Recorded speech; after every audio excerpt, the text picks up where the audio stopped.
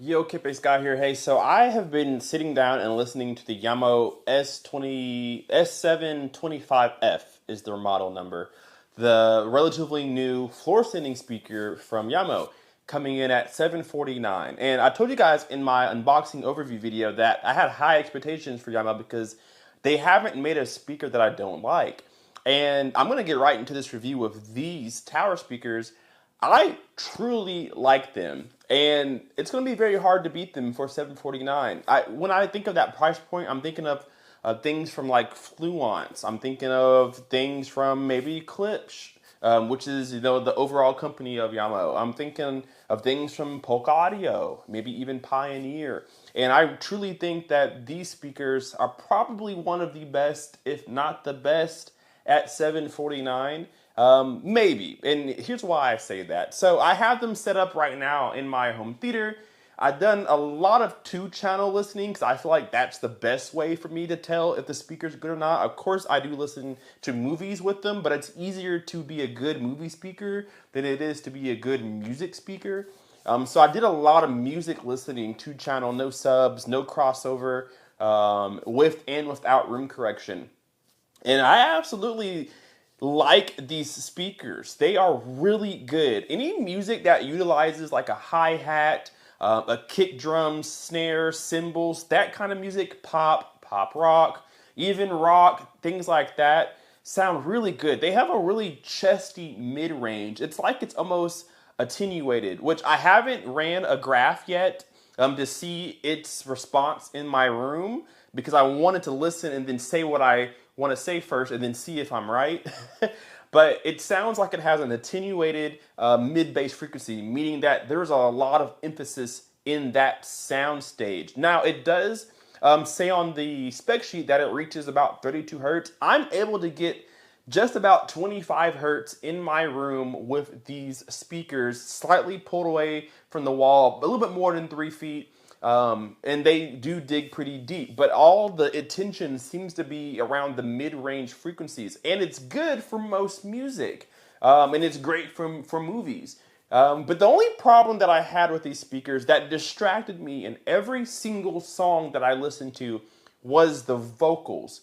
Now the speakers do a good job at making sure that the voices come from the center. So if you sit in the middle of the room, this is how I was sitting, which is in the middle of the room, and you sit in between your speakers, the voices should sound like they're coming from the middle, even though there's not a speaker playing there.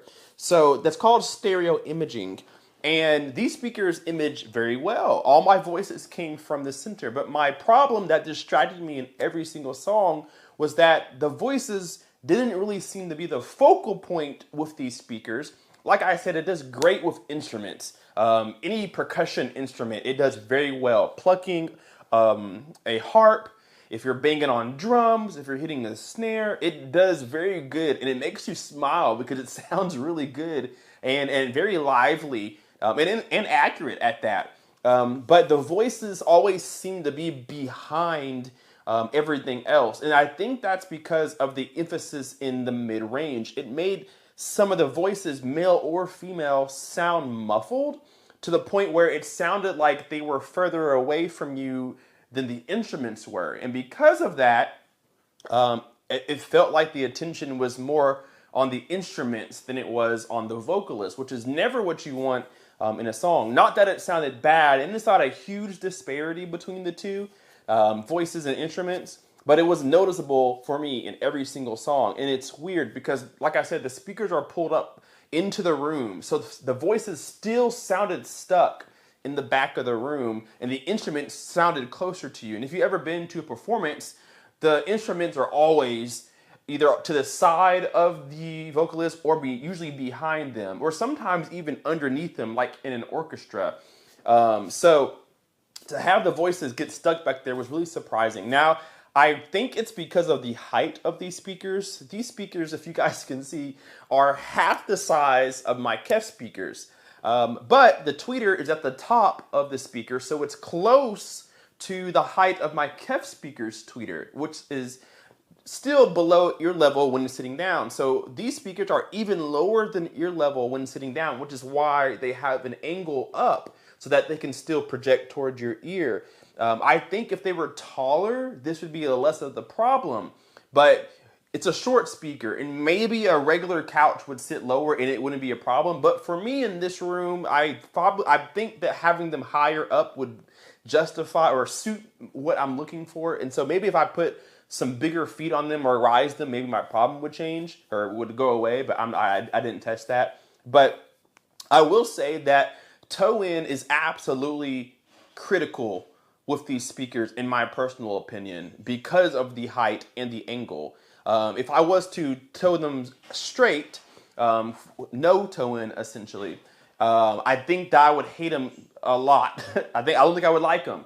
But that toe in makes a big difference because the tweeter's already underneath your ear firing upwards, that it makes sense to bring them in and help that tweeter reach your ear. Otherwise, you're going to have some trouble. So you may want to boost up the treble a little bit if you are using a stereo receiver or anything that has tone controls. You may want to raise the treble, but just be careful with doing that because the instruments and things sound great, but if you turn it up too much, you may harm your instruments trying to fix your vocals. So, but overall, I think the speaker actually sounds really good. I think it's every bit worth the money. And funnily enough, I looked on Amazon and they're sold out. You can't even buy them on Amazon. I guess, I don't know, last week when I bought them or a couple weeks ago when I bought them, they were good. They didn't say they were low on stock, or maybe there was one or two left. So it seems like they're selling well.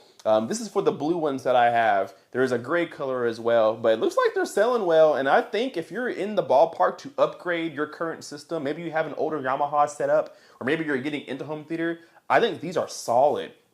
Fluence has their signature series around this price point. Polk Audio has their signature series, I think, around this price point, or the HTS series, or I can't keep up with everything anymore. But I think these are probably, I think the only thing that can rival these are Polk Audio speakers. I think Fluence are good, but they suffer from some issues that I talked about in a review before. But I think Polk Audio is probably the only speaker in this price point that can really rival that I can think of at the current moment. So keep these on your wish list because these are solid contenders. I do wish that they were taller. I do like that the port is on the back because you're probably going to keep these closer to the wall, and it does need a little reinforcement. But just be careful with that mid bass because it can be overwhelming a little bit. It can hurt your vocals. It sounded great for movies because everything's action packed or whatever. And all your vocals are going to come from the center channel anyway in a home theater application. So for music, it can get you into some trouble if you don't place them well or have an acoustically treated room. It can get a little out of control, that mid bass, if you're not ready for it. So my sources that I'm using, Anthem AVM70, I was streaming my music to it via Wi-Fi. So it should be a good connection overall. Better than Bluetooth, for sure.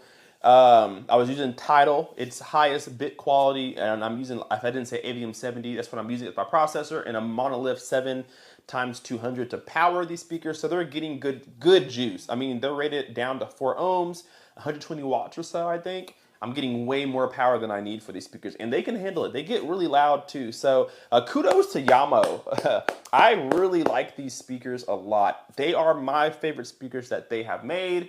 I'm going to try out their bookshelf soon in another review, so stay tuned for that. We're going to try their bookshelves hopefully later on in this month, and tell you what I think about that. I have, again, high expectations for the bookshelves because it seems like everything Jamo makes is good. So there will be a link in the description as soon as I find one since they seem to be out of stock. But there are other colors you can choose from, and maybe those are in stock. So I'll leave a link below to these speakers. Check out the unboxing if you want to see a little bit more about these speakers. But Jamo, you guys are great. I love what you guys are doing with the speakers. I love the design of them. I love that you aren't doing your average colors, your average design. They're kind of old school vibe, and I kind of like it. So with that being said, guys, leave me a comment down below. Let me know what you guys think of Jamo. And have you heard of these speakers before? Have you heard them in person? Let me know your thoughts down below. Hit that like button and subscribe if you are not already. We will see you in the next video.